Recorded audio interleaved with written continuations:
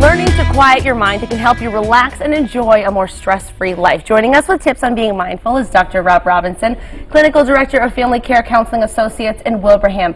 Mindfulness, Dr. Rob. Yes. This is something that we hear a lot about, but what exactly is it? You know, mindfulness really is a spiritual practice that enables people to concentrate more on just being in the moment and living in the now, which is really where life is experienced. You know, our lives take place in the present moment, and we can't obviously live sometime in the future, and the past is over. So life unfolds in the now, and mindfulness is a practice of being able to spend time in that moment, being aligned with your life. And this can help you live a happier life. Absolutely, because you know the mind can really generate an awful lot of thinking, and a lot of times that's anxiety-ridden thinking or sad thinking, but it's something with you can begin to move away from that kind of thinking. You can be happier and more focused and experience more presence in that moment. Yes, and I think also get more out of life. That's correct. So let's go through these 10 steps to mindfulness. The first step, do one thing at a time, which is hard for us in this life. We're always multitasking. Well, you know, that's true. And I think that, you know, in American society, American culture, one of the things that we pride ourselves on is jamming as much as we can into each moment, how many things we get done in the shortest period of time. And the truth is that multitasking is a misnomer. It's impossible really to be doing two things at once.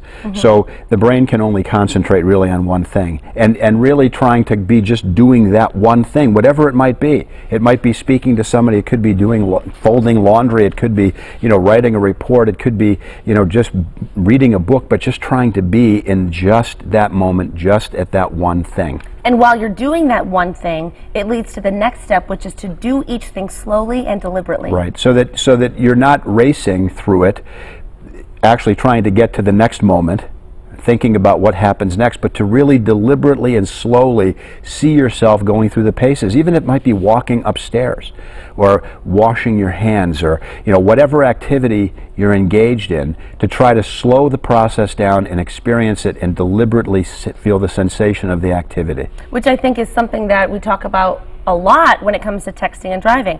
Don't try to do two things like that and what people are trying to multitask. That's true. Just focus on the one thing, not just because especially for that mindfulness, kind of stuff, but for safety. Right. So this applies to so many different parts of our lives. Right. And along with that, it also makes us feel the need to do less, which we should do less. Again, you know, one of our gold standards, if you will, in American culture is how much we can jam in the moment. It is. And so when we begin to start, you know, taking things out, you know, eliminating things and trying to slow the pace down and do less, then it's easier to be able to practice being in the moment and transcend that crazy thinking and that crazy pace that oftentimes causes a lot of angst in people's lives. Right, so don't try to do as much. Exactly. So those are just the first 3 steps. We've got a lot more. That's Create right. space between things. Now, is that in an abstract sense or physically? Well, I mean, it can mean both, actually.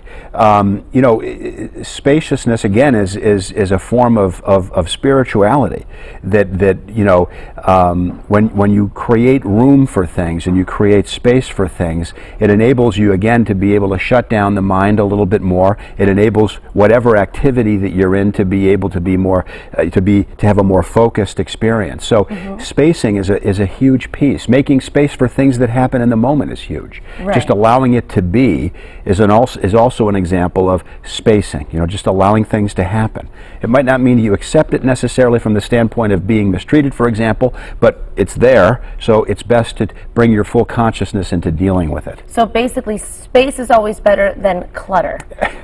Space will lead to clarity. Yes, and thinking as well. Right. I mean, you know, cluttered thinking causes a lot of problems, and it causes a lot of pain and causes a lot of physical ailments. So space is a key word when it comes to mindfulness. Create space. Practice the relaxation response twice per day. This is a really easy thing. This is a technique that was created by Herbert Benson. He's a cardiologist that taught at Harvard, and I think we've talked about this before here, but it's so simple. You just pick a word or a phrase, and you sit quietly in a chair, and you just repeat that word or phrase quietly to yourself as you exhale for about 10 minutes. And if your thoughts get distracted, just come back to the repetition of that.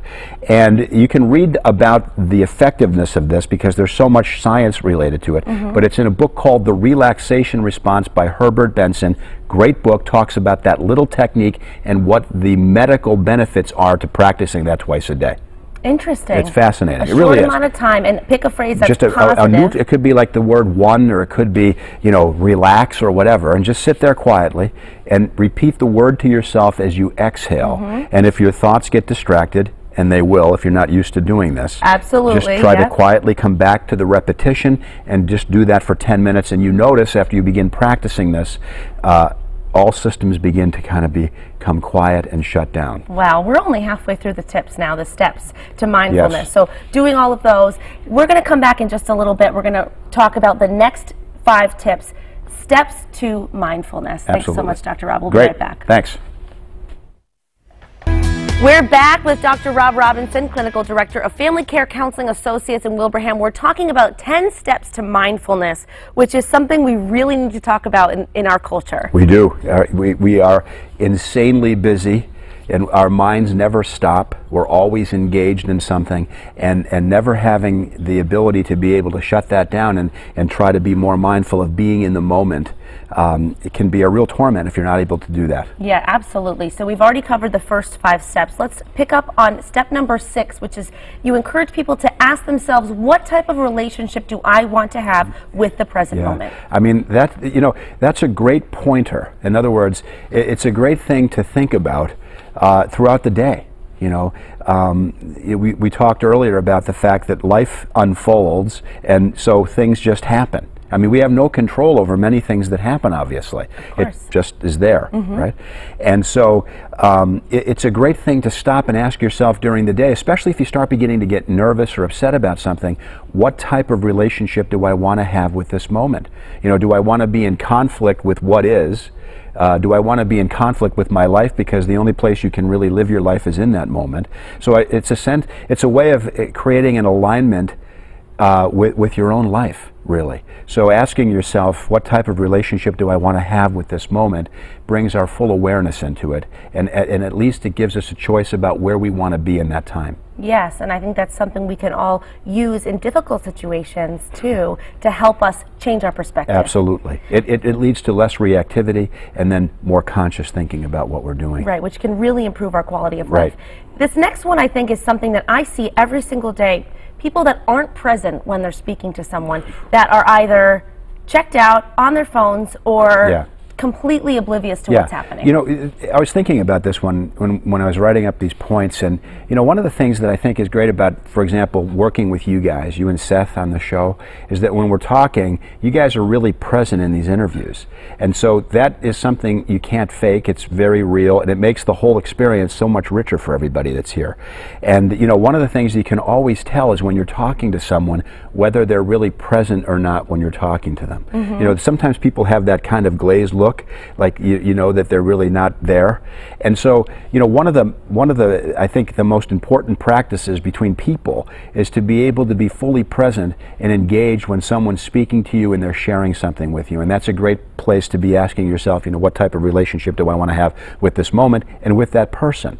Because if you're not fully attentive, then I mean, your mind is just not connected to what's happening with that person. Well, thank you for that compliment. That's very nice. But it's always interesting to listen to people, and when you really do stay in the moment, you're able to learn so much. That's right. The next tip: eat slowly and savor food. This is my problem. I love food so much I don't savor it. It's like just eat it really fast. Most eating is like a scene from Animal Planet. Wolfing things down. I have a certain amount of time and I got to eat it. So. Have a Serengeti backdrop and you're just ripping into the. I mean, eating that fast, I mean, has medical implications. Yeah, it's a problem. Right? And that's another thing. I mean, we don't allow space for eating. Right? An earlier tip. So everything happens in very short periods, but you know, you can have a mindfulness meditation eating process where you just savor each bite, you know, put the fork down, take your time. It's better for digestion, it's better for your body, and it's a way of bringing full attention into what's happening in that moment. It's a great technique for mindfulness. Remind yourself, as soon as you pick up the fork, be in this moment. The next tip, watching the thinker. Increases consciousness and presence. This is huge. All right, so this gets into a much deeper element of mindfulness, and that really has to do with being able to watch what your mind is doing, and then you have to ask yourself, what part of me can watch my mind thinking? And the true point about that is that we all have a higher being, right? A presence, a spiritual presence. It's that higher being, that higher awareness that allows us to watch our thinking. And when you do that, you automatically begin to create a separation between your mind, which is not who we are, and being, which is our true being. And so that separation begins to allow people to awaken in a spiritual way, to not over-identify with the mind and the thinking mind and the ego, which can create deep unhappiness in people's lives. So the technique of watching the thinker is a way of being able to separate yourself from the compulsive mind patterns that often interfere with the happiness that we could have. Right, so being in touch with that spiritual part. Absolutely. And really your soul and who you your are being can quiet the mind. Yeah, and when you watch that thinking, you are operating from a higher power. That is true. And that's the beginning of awakening in terms of spirituality and mindfulness. And that can happen when you follow these steps to mindfulness. That's true. You can get to that point. You get closer and closer. Last tip is to fully accept the moment you're in. That's correct. We were talking about that throughout these steps, but again, it goes back to the idea that, you know, it's easy to say life is great and, you know, thanks for everything and experience gratitude when everything's beautiful.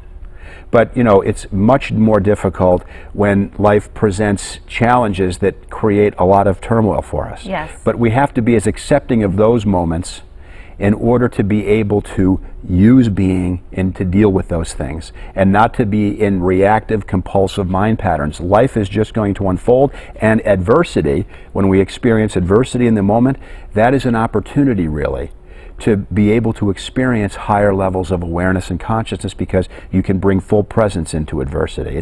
It's a wake-up call, so to speak, and the universe will give us the things that we need to evolve. So it's best just to accept what's there and say, why is this before me? Dr. Rob, these 10 tips could change people's lives in a wonderful way. I think so. Thank you so much for sharing them with us today. Thank you. Really appreciate it. And for Great. all of these tips and so much more, head over to our website, mymassappeal.com.